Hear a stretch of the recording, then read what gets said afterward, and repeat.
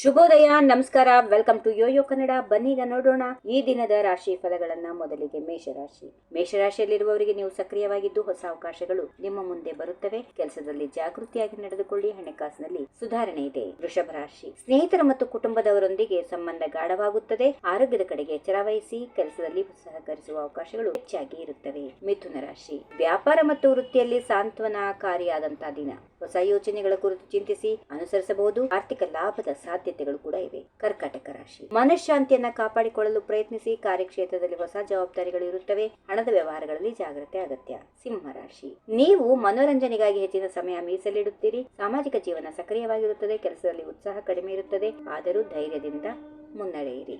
ಕನ್ಯಾ ರಾಶಿ. ಪ್ರಮುಖ ಕೆಲಸಗಳಿಗೆ ಶ್ರದ್ಧೆ ವಹಿಸಿ. ಹೊಸ ಆಲೋಚನೆಗಳಿಗೆ ಅವಕಾಶ ಕೊಡಿ. ಆರೋಗ್ಯದಲ್ಲಿ ಏನಾದರೂ ಸಮಸ್ಯೆಗಳಿದ್ರೆ ಚಿಕಿತ್ಸೆ ಪಡೆದುಕೊಳ್ಳಿ. ತುಲಾ ರಾಶಿ. ಸಂಬಂಧಗಳಲ್ಲಿ ಶಾಂತಿ ಮತ್ತು ಸಮಾಧಾನದ ದಿನ.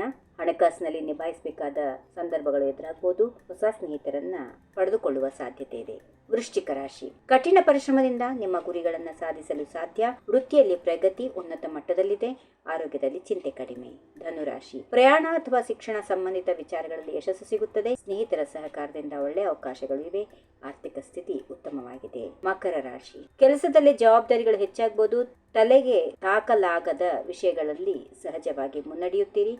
ಆರೋಗ್ಯದಲ್ಲಿ ವಿಶ್ರಾಂತಿಯ ಅಗತ್ಯ ಇದೆ. ಕುಂಭರಾಶಿ. ನಿಮ್ಮ ಬುದ್ಧಿವಂತಿಕೆಯಿಂದ ಸಮಸ್ಯೆಗಳನ್ನು ಪರಿಹರಿಸಲು ಸಾಧ್ಯವಾಗುತ್ತದೆ. ಸಾಮಾಜಿಕ ಕಾರ್ಯಕ್ರಮಗಳಲ್ಲಿ ಭಾಗವಹಿಸುವ ಅವಕಾಶ. ಹಣದ ಬಗ್ಗೆ ಸ್ವಲ್ಪ ಎಚ್ಚರ ವಹಿಸಿ. ಕೊನೆಯದಾಗಿ ಮೀನರಾಶಿ. ಮನಸ್ಸಿನಲ್ಲಿ ಶಾಂತಿ ಮತ್ತು ಸಂತೋಷ ಹೆಚ್ಚಾಗುತ್ತದೆ. ಕುಟುಂಬದವರೊಂದಿಗೆ ಸಮನ್ವಯ ಸಾಧಿಸಿ. ಹಣಕಾಸಿನ ವಿಷಯಗಳಲ್ಲಿ ನಿಪುಣತೆ ಬೇಕು. ಹೀಗಿವೆ ಈ ದಿನದ ರಾಶಿ ಫಲಗಳು. ಸರ್ವರಿಗೆ ಶುಭವಾಗಲಿ.